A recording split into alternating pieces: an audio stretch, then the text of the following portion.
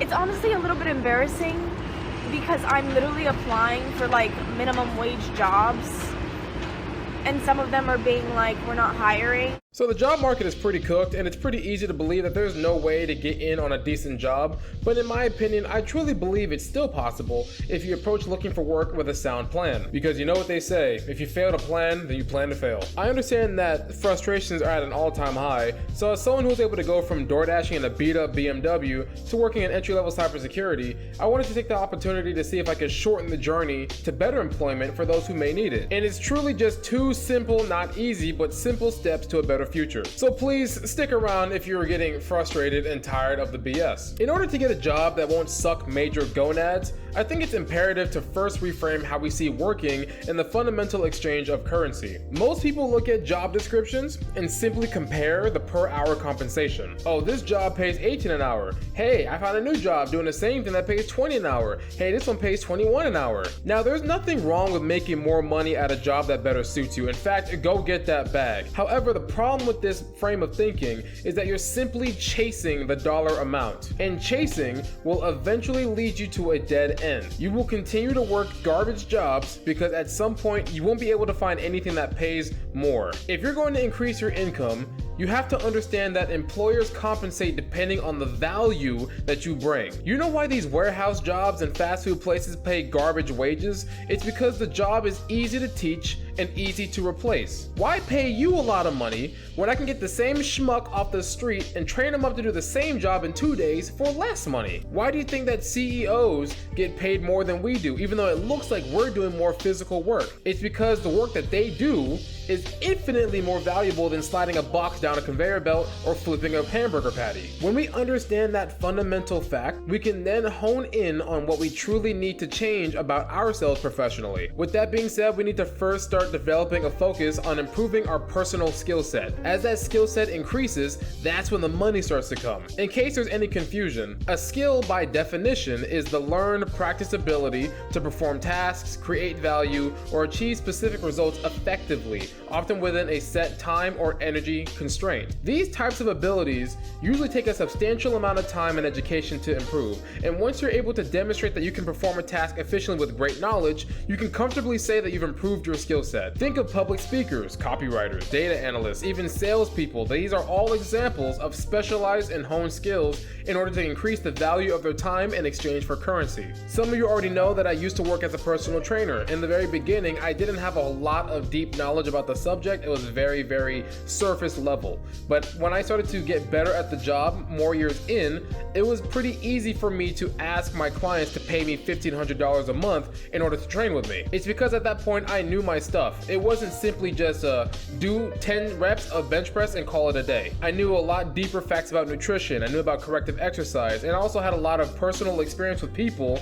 that I could use to help guide others. As well as me developing my skills in sales made it so I was able to find clients, close clients, and keep them for a long time. That is an example of developing a skill set that is worth the money that these clients are giving me in return. Now, when I say education, people are likely going to jump to just college, but I have a college degree and I still can't find a job. Most college students go to college just to say that they got the bachelor's, but they come out with no skill set along with their degree. They have a diploma, but nothing to show for it. I'm sure you've seen those TikToks of people with their degrees, but they only get entry-level jobs or they don't get any jobs at all. What they fail to understand is that without practical experience, demonstratable skills, or specialized knowledge, they will have to build themselves up like everybody else. But that's completely okay. Or I guess not okay if you had unrealistic expectations and thought that you were gonna make $110,000 a year because you're pretty, but I digress. So instead of simply chasing the money, start chasing the skill set required to get the money that you want. Go study outside of work and school. You need to put in the hours and get those skills up. Learning doesn't stop when you graduate. It shouldn't stop when you graduate. During my time as a personal trainer, I wanted to make a move towards cybersecurity so I can improve my professional career from my 30s and my 40s. I decided to take the Google cybersecurity certification just to see if I was actually interested in this subject.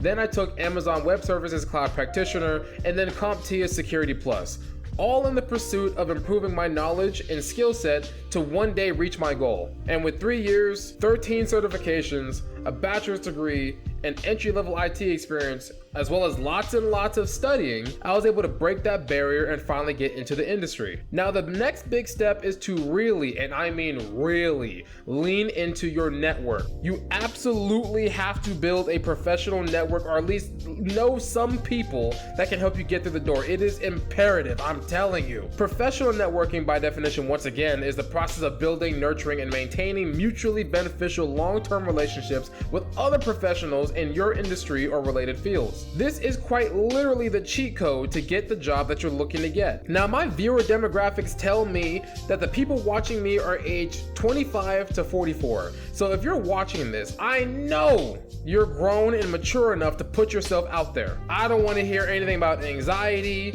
or depression on why you can't go to networking events, because I promise you, being broke is way more anxiety inducing than shaking someone's hand. In today's world, it truly is largely about who you know. You absolutely have to network with people if you're going to make this process easier for yourself. Now again, I'm using my personal training experience to help build this point because it is such a pivotal moment in my professional career. I used to work in a high-end gym and I was friends with everybody, and I met a lot of high-profile people. We've even had Chase Crawford and Arnold Schwarzenegger's son come to our gym to work out. I'm not joking. While I was there, I was able to build up many connections. So when I finally wanted to transition to IT, I spoke to a woman who knew an IT recruiter. She told me his name and I went looking. I found him working out, walked right up to him, introduced myself, and I wanted to see what it would take for me to get into the tech industry. And that is how I got my first IT job, all because I took the initiative to find this person, speak with him, build a relationship, answer questions, and get my questions answered. The initiative is what mattered. Of course, there was a lot more conversation in between, but you get the gist. A year and a half later, I finally got that bachelor's degree, and I got 2 interviews for my current company, all because of another person I met at the same gym. If it weren't for networking, I likely would have quit the pursuit into IT a long time ago. My time in that gym taught me that all of these people who can afford a $250 gym membership along with a $1,500 a month personal trainer, they all had a couple things in common. They either had a strong skill set, knew a lot of influential people, or both. I trained accountants, data analysts, software developers, business moguls, CEOs, you name it, and every single one of them were good at what they did, as well as knew other people who were good at what they did. If you're unsure on where to go find these people, I assure you it's not that complicated. You can go to meetup.com and search events related to the field that you're in. I've attended quite a few of these events and I've gotten interviews for different jobs because of the people I met. And I did the same thing when I was in real estate